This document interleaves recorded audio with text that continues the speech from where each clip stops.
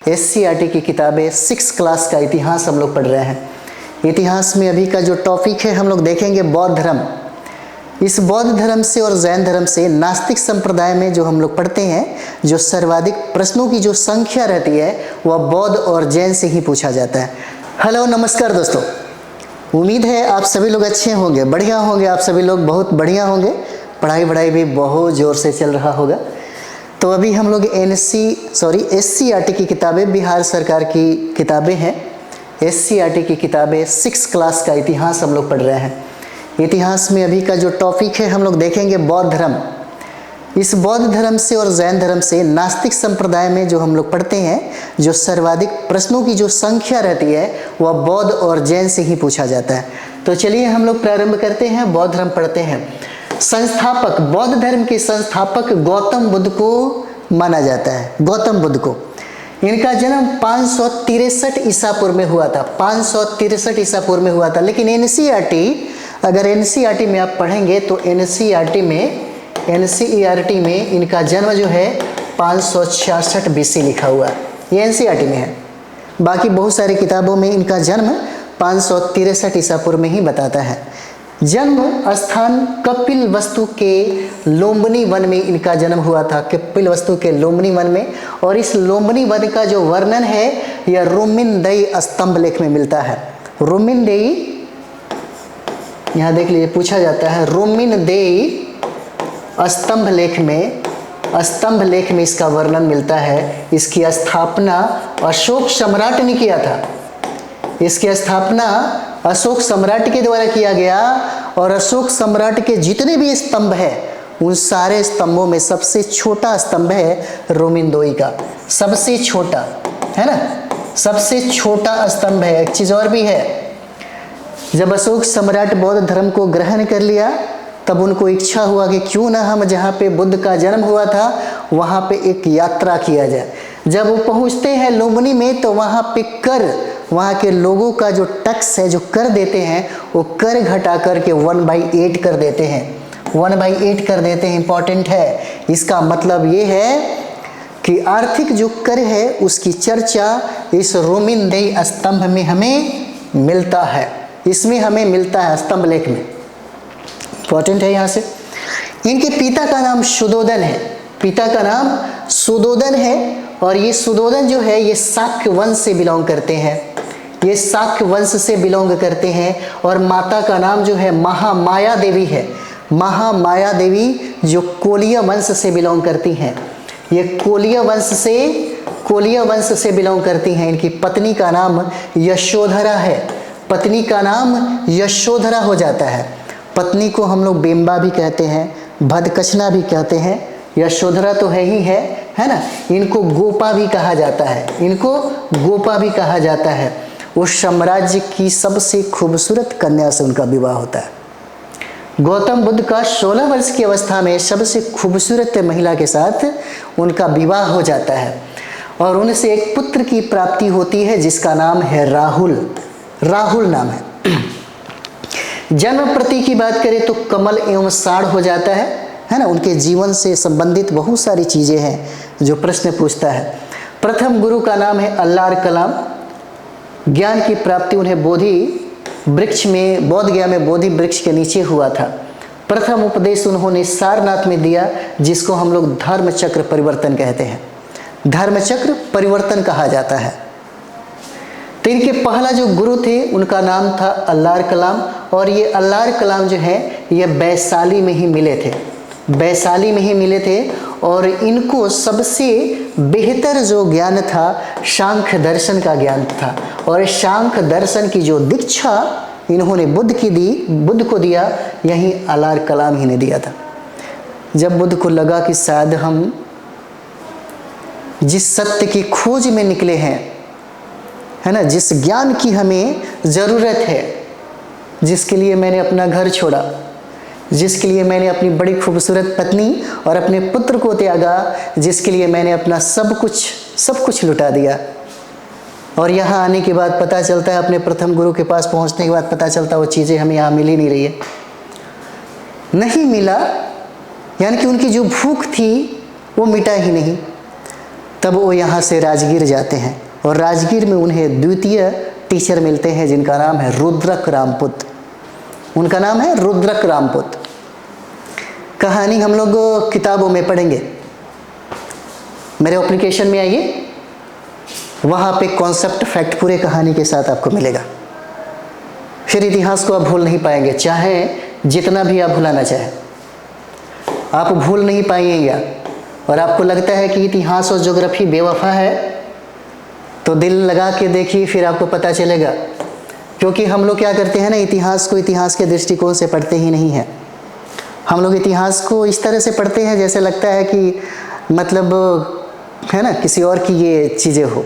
अरे उसे अपना बना के तो देखिए, अपना बनाइएगा, जितना करीब जिसके जाइएगा वह उतना ही अपना महसूस होने लगता है। सब्जेक्ट के प्रति भी ऐसा ही होता है। यूपीएससी का विद्यार्थी जो एक बार में फाइट करता है, या नीट का कंपटीशन देने वाला जो विद्यार्थी एक बार में फाइट करता है, किसी भी सब्जेक्ट को आप देखते होंगे मेडिकल और इंजीनियरिंग का स्टूडेंट जो है कभी कभी 12 घंटा 14 घंटा 16 घंटा पढ़ता है ना। इतना पढ़ने के बाद वो टॉपर्स होता है। क्यों? वो फिजिक्स केमिस्ट्री मैथ और बायोलॉजी के साथ अपना रिलेशन बनाता है ना, रिलेशन समझ रहे हैं ना, रिलेशन बनाता है। तब जाकर के ये जो दिमाग है कुछ नहीं है, सब चीज़ शरीर है। ये शरीर जो बॉडी है ना, ये बॉडी यानी कि क्या है, यादों का एक समंदर है। शरीर जिसको छुएगा ना, जिसे आप महसूस करेंगे, वहीं आपके जेहन में बस जाता है, याद रहता है बहुत दिनों तक याद रखने के लिए। इसलिए क्या होता है ना कि कभी कभी आप 1 घंटा पढ़ते हैं और 10 घंटे के बराबर होता है। कभी कभी आप 10 घंटा पढ़ते हैं, वो आपका 1 घंटे के बराबर भी नहीं पड़ता है ना, पढ़ने का तरीका। चलिए आगे हम लोग देखते हैं। प्रथम गुरु अल्लाह कलाम, ज्ञान की प्राप्ति इन्हें बौद्ध गया में होती है। प्रथम उपदेश इन्होंने सारनाथ में दिया। सारनाथ में उपदेश कैसे दिया? जब इनके मित्र थे, 5 मित्र थे, सभी लोगों को लगा कि हमें ज्ञान की प्राप्ति चाहिए, सभी लोग निर्वाण के लिए चल पड़े। लेकिन जिस गुरु के पास ये रह करके सभी लोग शिक्षा ग्रहण कर रहा था, तो बुद्ध से ये सारे आपस में बात की। जैसे आप तैयारी कर रहे हैं बीपीएससी का, तो कभी कभी क्या होता है कि कोई चीज़ें अपने मित्र से बोलते हैं कि ठीक है, अगर तुम्हें समझ में आ गया ज्योग्राफी तो मुझे समझा देना, और मेरा अगर इतिहास अच्छा है तो हम तुम्हें समझा देंगे। तो ये वादा इरादा उन लोगों ने किया था, बुद्ध भी किए थे। तो इनके मित्रों ने ये कहा था कि अगर ज्ञान की प्राप्ति हमसे पहले अगर तुम्हें हो जाए तो तुम्हें हम सभी लोगों को ज्ञान देना। अगर तुमसे पहले अगर मुझे ज्ञान की प्राप्ति हो जाएगी तो हम ज्ञान तुम्हें देंगे। जब ज्ञान की प्राप्ति हो जाती है महात्मा बुद्ध को, तब उनको याद आता है वो 5 पुत्र। अच्छा, मैंने वादा किया था, है ना। तो कभी कभी होता है कि वादा तो टूट जाता है, ऐसा नहीं है, सब कोई नहीं तोड़ता है, सब लोगों में वो बात नहीं है। कुछ लोग प्यार करते हैं, निभाते जरूर हैं, कुछ लोग है ना सिर्फ कहानी बना के रह जाते हैं। तो बुद्ध ने ऐसा किया था। तब बुद्ध ने सारनाथ में उस 5 मित्रों को पहली बार अपने ज्ञान के बारे में बताया। उसी हम लोग उस घटना को हम लोग धर्म चक्र परिवर्तन कहते हैं। बुद्ध के जन्म के समय बौद्ध धर्म के प्रतीक थे जन्म, कमल एवं साढ़, ये प्रतीक था उनके जन्म का। गृह त्याग, महाभिनिष्क्रमण, है ना, घोड़ा प्रतीक हो जाता है उनके गृह त्याग का। घोड़ा का नाम था कंठक। उन्होंने जिस घोड़े से, जिस रथ से वैशाली के ओनम नदी के पास पहुंचते हैं, वो घोड़ा था कंठक। कंठक नाम था घोड़े का। और जो सारथी था उसका नाम छन्ना था। छन्ना था जो घोड़ा चला रहा था। प्रथम उपदेश धर्म चक्र परिवर्तन, यह प्रथम उपदेश हो जाता है। पद स्तूप, निर्वाण की घटना हो जाती है। और स्तूप जो है ना, ये मृत्यु का प्रतीक हो जाता है। बुद्ध ने अपना उपदेश पाली भाषा में दिया। बुद्ध ने अपना प्रथम उपदेश जो है सारनाथ में दिया, और भाषा का जो इस्तेमाल उन्होंने किया था पाली में दिया था। बौद्ध धर्म के त्रिरत्न, यहाँ देखिए बौद्ध धर्म के ये त्रिरत्न हो जाता है। संपूर्ण धर्म इसी पर आधारित है। अगर हम लोग गौतम बुद्ध को पढ़ेंगे तो संपूर्ण उनके धर्म का जो आधार है, यही आधार हो जाता है त्रिरत्न। बुद्धम शरणम गच्छामि, बुद्धम शरणम गच्छामि, मतलब हमारे धर्म में बहुत सारी चीज़ें हैं, है ना।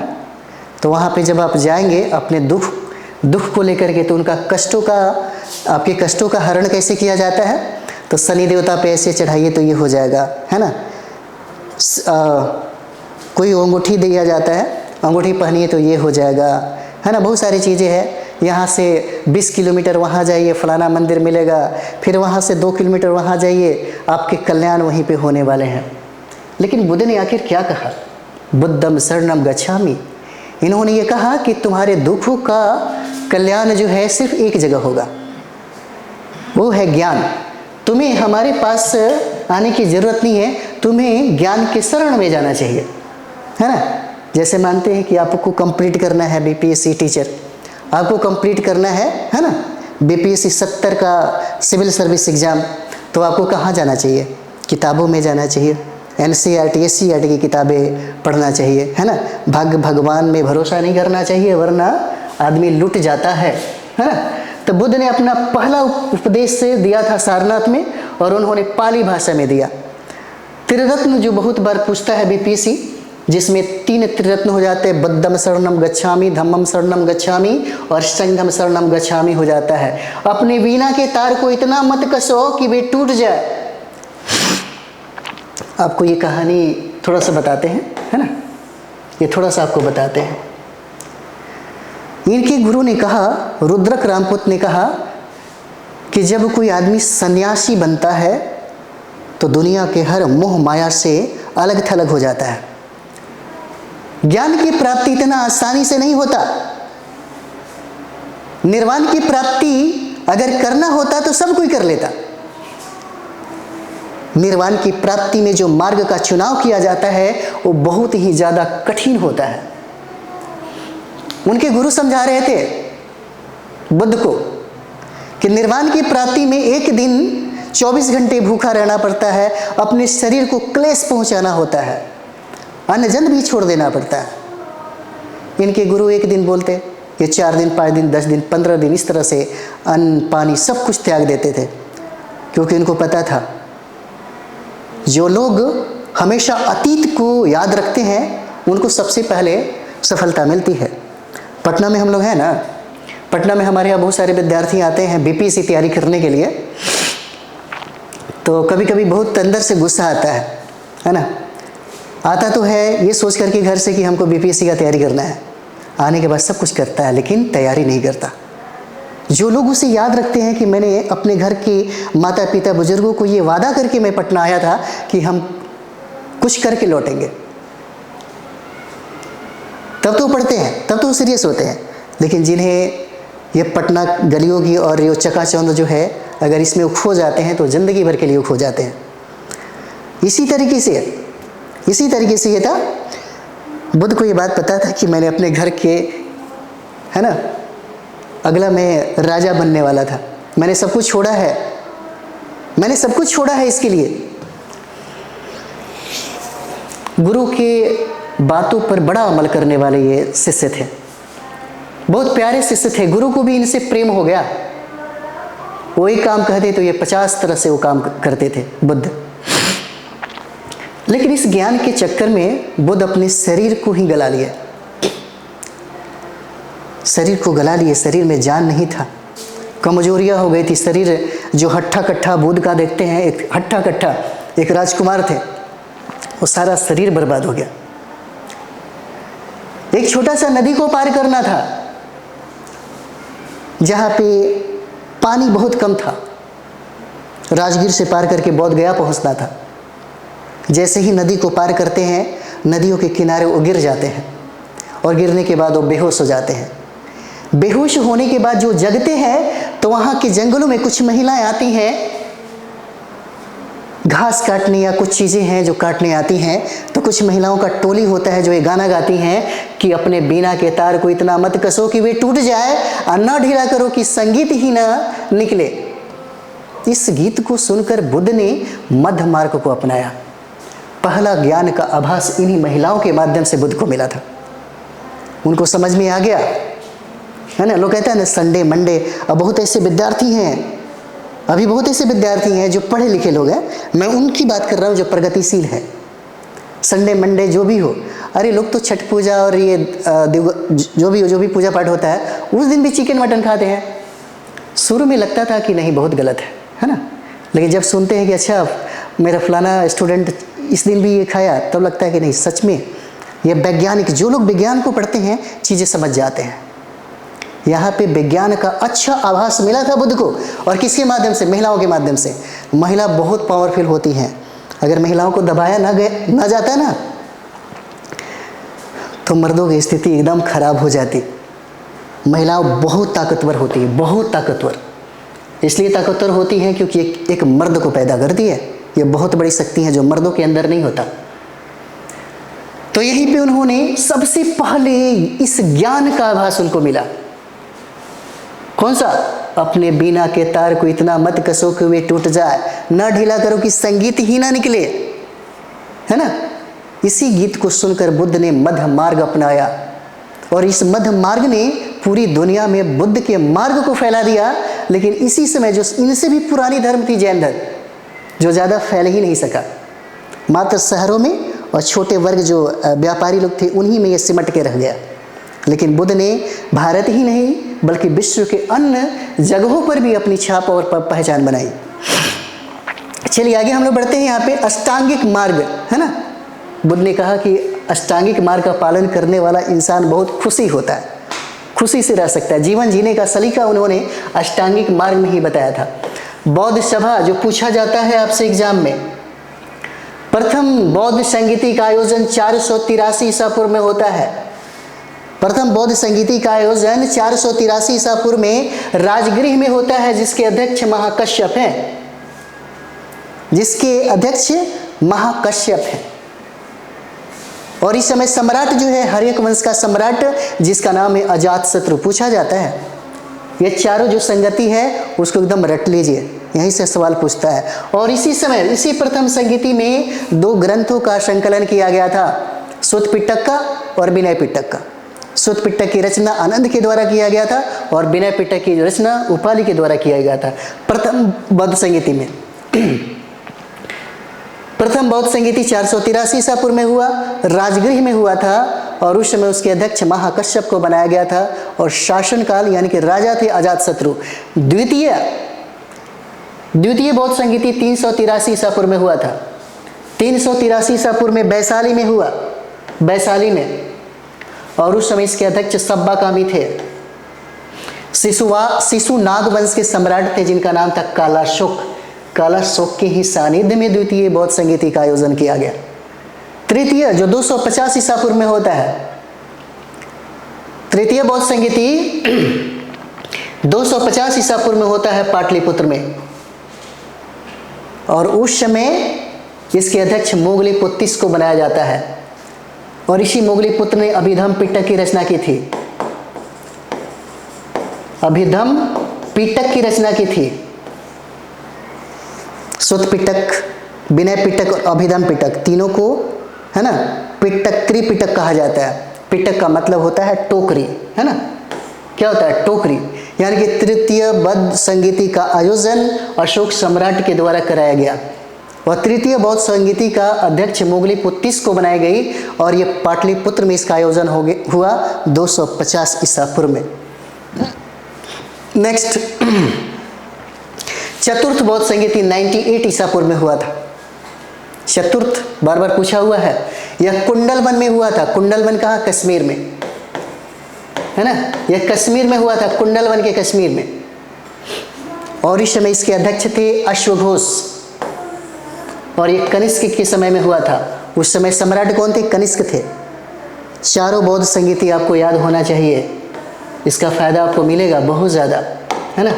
चलिए नेक्स्ट हम लोग देखते हैं। यहाँ पे गया के पास बौद्ध गया में पीपल वृक्ष के नीचे ज्ञान की प्राप्ति हुई थी।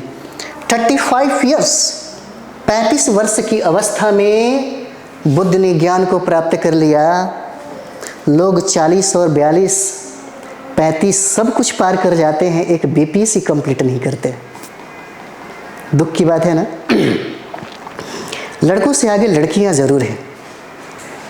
लड़कों से आगे लड़कियां ज़रूर हैं, बस उन्हें थोड़ा सा सपोर्ट की ज़रूरत है। सपोर्ट मिला वह टॉपर्स हो जाती हैं। अभी उत्तर प्रदेश का पीसीएस देखिए, चाहे बिहार का पीसीएस देखिए या यूपीएससी का देखिए, 1 to 10 के बीच में सबसे ज़्यादा संख्या किनका है ना। तो गया के पास बोध गया में पीपल वृक्ष के नीचे ज्ञान की प्राप्ति हुई महात्मा बुद्ध को, वहाँ पे निर्वाण की प्राप्ति हुई। अच्छा, एक चीज़ और भी है, बंगाल का एक सम्राट था जिसका नाम था शशांक, है ना, जिसका नाम था शशांक, और यह गौड़ वंश का सम्राट था, है ना, गौड़ वंश का, और ये शिव भक्त भी था, है ना, शिव भक्त था। बड़ी नफरत करता था बौद्ध धर्म से, बहुत ज़्यादा नफरत करता था, इतना ज़्यादा नफरत था। और ये नफरत ये लोग सीख जाते हैं, ये धर्म ही कुछ ऐसा है, नफरत ही सिखाता है ना, इतिहास कहता है, मैं नहीं कहता, है ना, हिंदू धर्म की बात है। तो ये शशांक जो है इतना नफरत किया बौद्ध धर्म से कि जहाँ पे बुद्ध को ज्ञान की प्राप्ति हुई थी, जिस पेड़ के नीचे उनको ज्ञान की प्राप्ति हुई थी, उस वृक्ष को ही कटवा दिया, है ना, पीपल के वृक्ष को क्या किया, कटवा दिया, जहाँ पे बुद्ध को ज्ञान की प्राप्ति हुई। लेकिन अशोक सम्राट ने वहाँ के मूल पौधे को, पीपल के वृक्ष को, अपने पुत्र और पुत्री महेंद्र और संघमित्रा को भेजा था श्रीलंका भेजा था, और वहाँ पे जाकर के बुद्ध के पीपल का जो वृक्ष था वो लगवाई थी। बाद में कनिंघम के द्वारा वहाँ से एक पौधा ला करके और फिर से रोपा जाता है, जो आज हम लोग वर्तमान में देखते हैं। और पूछा जाता है बीपीएससी के द्वारा, तो यह चौथी पीढ़ी की है ना, याद रखिएगा, यह चौथी पीढ़ी की वृक्ष हो जाती है, जिसे शशांक के द्वारा कटवा दिया गया। बौद्ध ने सर्वाधिक उपदेश कहाँ दिया, तो श्रावस्ती में दिया था। बुद्ध ने सर्वाधिक उपदेश श्रावस्ती में दिया। उनका सबसे ज़्यादा जो वर्षा ऋतु बीता वो श्रावस्ती में बीता। अंतिम उन्होंने उपदेश कुशीनगर में दिया था, कुशीनारा में उन्होंने अंतिम उपदेश दिया था। बुद्ध के मरणोपरांत उनके शारीरिक अवशेष पर निर्मित संरचना को हम लोग स्तूप कहते हैं। बौद्ध धर्म में गृह त्याग को महाभिनिष्क्रमण कहते हैं। 483 ईसा पूर्व में कुशीनगर में, जो गोरखपुर का देवरिया का जो क्षेत्र है, वहाँ पे उनकी मृत्यु हो गई, जिसे हम लोग महाभिनिष्क्रमण कहते हैं, महापरिनिर्वाण कहते हैं।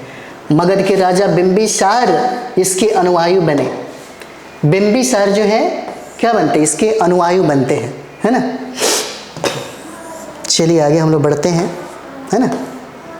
चलिए नेक्स्ट हम लोग कर ले।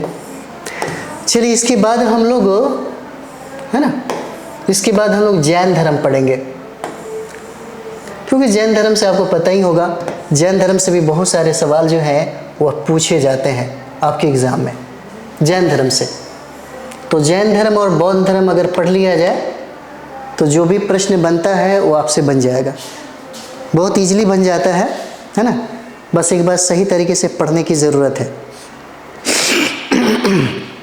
चलिए आगे बढ़ा जाए, है ना, जल्दी जल्दी समाप्त किया जाए। जैन शब्द जीन शब्द से निकला है, जिसका अर्थ है जीतने वाला। जिसका अर्थ क्या है, जीतने वाला। जीन मतलब इंद्रियों पर, है ना, वश करने वाला, इंद्रियों पर नियंत्रण करने वाला, है ना, विजेता होता है। जैन धर्म के संस्थापक हो जाते हैं ऋषभदेव। जैन धर्म के संस्थापक हैं ऋषभदेव। लेकिन अगर वास्तविक संस्थापक अगर पूछेगा कि जैन धर्म के वास्तविक संस्थापक कौन है, तो ये हो जाते हैं आपके महावीर। यहाँ पे 23वें तीर्थंकर, जैसे में इतिहास में जिसका वर्णन किया गया है, वो 23वें 24वें तीर्थंकरों का ज़्यादा वर्णन मिलता है। ऐतिहासिक दृष्टि से इनका ज़्यादा प्रमाण हमको मिलता है। 23वें तीर्थंकर जिनका नाम है पार्श्वनाथ, जो काशी के अश्वसेन के पुत्र थे, ये 23वें तीर्थंकर है। ये 23वें तीर्थंकर हो जाते हैं। यानी कि जैन धर्म के संस्थापक कौन है, ऋषभदेव हो जाते हैं। और जैन धर्म के वास्तविक संस्थापक महावीर को माना जाता है। और जैन धर्म के 23वें तीर्थंकर हैं पार्श्वनाथ, जो काशी के अश्वसेन के पुत्र होते हैं। नेक्स्ट हम लोग यहाँ पे देखेंगे महावीर स्वामी जैन धर्म के अंतिम तथा 24वें तीर्थंकर थे।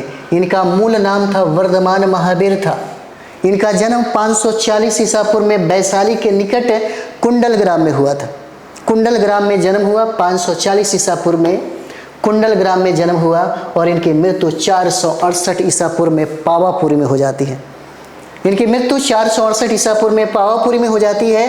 पिता का नाम सिद्धार्थ है, जो क्षत्रिय कुल के प्रधान थे, और यहाँ पे माता त्रिशला देवी, जो लिच्छवी के राजा चेटक की बहन थी। याद रखिएगा, पूछा गया है। माता त्रिशला देवी लिच्छवी की राजा चेटक की बहन, याद रखिएगा, पूछा हुआ प्रश्न है। माता बहन बेटी ऐसे ही दे देता है। यानी कि इनकी माता त्रिशला देवी जो लिच्छवी के राजा चेटक की बहन थी, और वर्धमान महावीर का विवाह यशोदा से हुआ था। इनके पत्नी का नाम है यशोदा, जिनसे एक पुत्र की प्राप्ति हुई जिसका नाम था अनुजा प्रियदर्शनी। और इसका विवाह जमाली नामक एक व्यक्ति से हो गया, और जमाली महावीर स्वामी के पहला शिष्य बनता है। ज्ञान की प्राप्ति 12 वर्ष तपस्या के बाद इनको ज्ञान की प्राप्ति हुई और इनको कैवल्य कहा जाने लगा।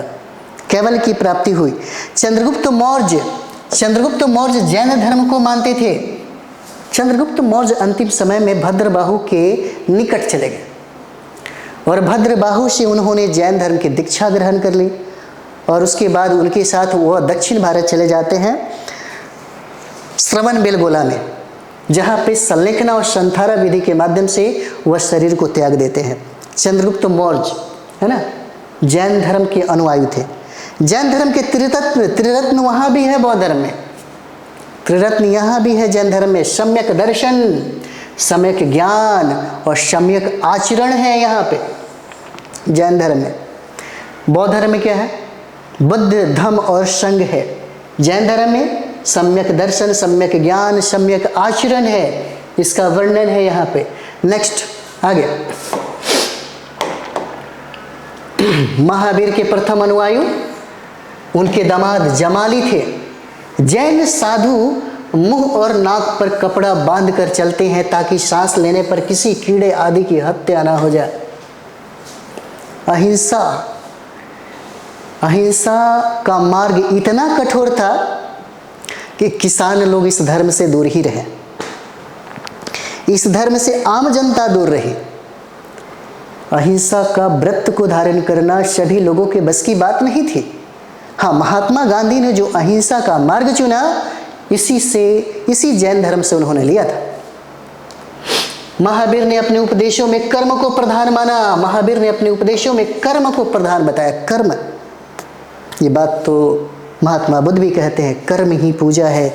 गीता में भी ये बातें लिखा गया है, कर्म ही पूजा है ना। कर्म करो, फल की चिंता मत करो, ये गीता में भी लिखा हुआ है। हम लोग पहले ही फल की चिंता करने लगते हैं, पहले दिमाग में चलने लगता है। जब 15 घंटा जब पढ़ने लगेंगे तब सोचने लगेंगे कि वाह, जैसे ही हम SDM बनेंगे तो मेरा क्या होने वाला है ना। जैसे ही हम SDM बनेंगे तो फलाना घर जाएंगे तो ये करेंगे, वो करेंगे, ऐसे करेंगे, है ना। किताबों से कहीं ज़्यादा हमारी दुनिया, हम अपने दिमाग में ही फ्रेमवर्क बनाने लगते हैं। करिए, आप करेंगे तो जरूर जो सपना, जो ख्वाब आप देख रहे हैं पूरा हो ही जाएगा। इसमें कौन सी बड़ी बात है ना। चलिए आगे हम बढ़ते हैं। जैन धर्म का ऐसा मानना है कि त्रिरत्न को अपनाया जाए तो जीवन मरण के दुखों से छुटकारा मिल सकता है। जैन धर्म ये कहता है कि अगर इस त्रिरत्न को अपनाया जाए तो जन्म मरण के दुखों से छुटकारा मिल सकता है। जन्म मरण के चक्कर से हम लोग अभी जीवन जानते हैं कैसे जीते हैं, चार्वाक वाली लाइफ स्टाइल है। हमें सबसे अच्छा लगता है चार्वाक, बहुत अच्छा है ना। जो भौतिकता की जो बात जो कही है, पूरी दुनिया उसी में जीता है ना। पूरी दुनिया जीता है और उसके बनाए हुए मार्ग को अपनाता भी है, लेकिन कहने से डरता है ना। जियो, है ना, भले कर्जा ले लो, देने की टेंशन मत रखो, है ना, कर्जा लेकर के भी घी पियो। मतलब भौतिकता की जो सबसे खूबसूरत उदाहरण उन्होंने दिया चरवाक ने। लेकिन जैन धर्म क्या कहता है, त्रिरत्न को अगर अपनाया जाए तो जीवन और मरण के दुखों से छुटकारा मिल सकता है। महावीर स्वामी की मृत्यु 468 ईसा पूर्व में होती है। महावीर स्वामी की मृत्यु 468 ईसा पूर्व में होती है। नचिकेता की कहानी कठोपनिषद से ली गई है। पूछा गया प्रश्न है आपसे, नचिकेता की कहानी कहाँ से लिया गया? कठोपनिषद से लिया गया। उपनिषद में विचारों का संकलन होता है। उपनिषद में विचारों का संकलन होता है। विचारों का संकलन है। महावीर ने अपनी शिक्षा आम लोगों को प्राकृत भाषा में दिया था। आम लोगों को उन्होंने शिक्षा कैसी दी थी? किस भाषा में? प्राकृत में। लेकिन बुद्ध ने पाली भाषा में दिया था। याद रखिएगा, महावीर ने प्राकृत भाषा और बुद्ध ने पाली भाषा में लोगों को शिक्षा दी थी। अपने धर्म की शिक्षा उन्होंने दिया था। जैन धर्म के त्रिरत्न हो जाते हैं सम्यक दर्शन, सम्यक ज्ञान, सम्यक चरित्र। जैन धर्म के अनुयायियों का मानना है कि इस मार्ग में चलने से मनुष्य जीवन मरण के दुखों से छुटकारा पा सकता है। उनका यह मानना है, छुटकारा पा सकता है। अध्याय 9 नंबर हो जाएगा, है ना। चलिए 9 नंबर में हम लोग यहाँ पे मौर्य वंश है और मौर्य वंश को हम लोग नेक्स्ट वीडियो में करते हैं, है ना। इसके बाद हम लोग, मुझे लगता है कि एक दो टॉपिक और होगा तो कोशिश किया जाएगा समाप्त करने का, ताकि हम लोग अगले क्लास 7th क्लास की हिस्ट्री में पहुँचेंगे। 8th 9th 10th आप सभी लोगों का डिमांड हम पूरा करेंगे। बस चलने दीजिए इसको आराम से, है ना। 6 समाप्त करने के बाद 7, 8, 9, 10, 11, 12 वहाँ तक हम लोग पहुँचेंगे। तो चलिए मिलते हैं अगले वीडियो में। थैंक यू वेरी मच आप सभी लोगों को।